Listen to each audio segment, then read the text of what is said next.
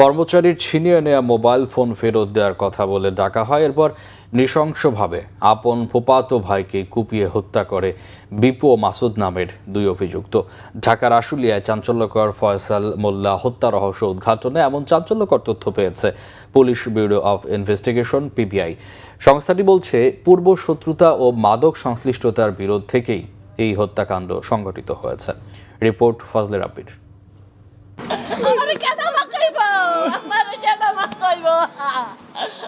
প্রিয় সন্তানকে হারিয়ে মায়ের এই অঝরে কান্না আর সন্তান হারানোর বেদনা বুকে নিয়েই স্ত্রীকে সামলানোর চেষ্টায় বাবা কবির।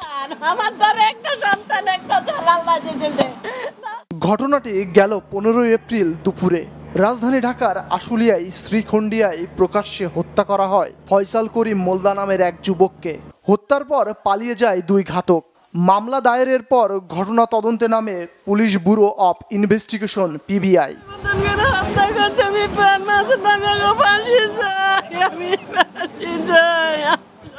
পরে ফরিদপুর থেকে গ্রেপ্তার করা হয় নিহতের ফুফাতো ভাই বিপুকে। তার দেয়া তথ্য মতে ঘটনাস্থলের পাশ থেকে উদ্ধার করা হয় হত্যাকাণ্ডের ব্যবহৃত রামদা।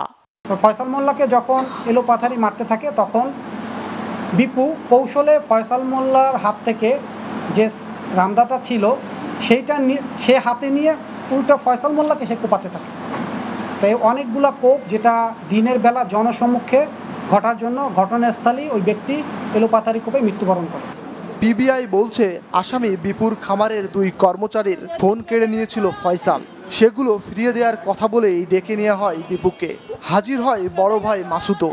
সেখানেই পূর্ব শত্রুতা ও মাদক সংশ্লিষ্টতার বিরোধ নিয়ে হত্যা করা হয় ফয়সালকে।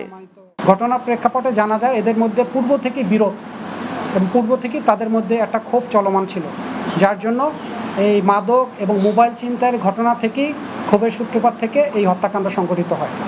এ ঘটনায় আরেক অভিযুক্ত মাসুদ এখনো পলাতক। অন্যদিকে আদালতে 164 ধারার জবানবন্দি দিয়েছে গ্রেপ্তার বিপু। স্থানীয়ভাবে যতটুকু শোনা যায় যে এদের মাদক রিলেটেড একটা বিষয় আছে। ফজলে রাব্বি, বাংলা ভিশন, ঢাকা।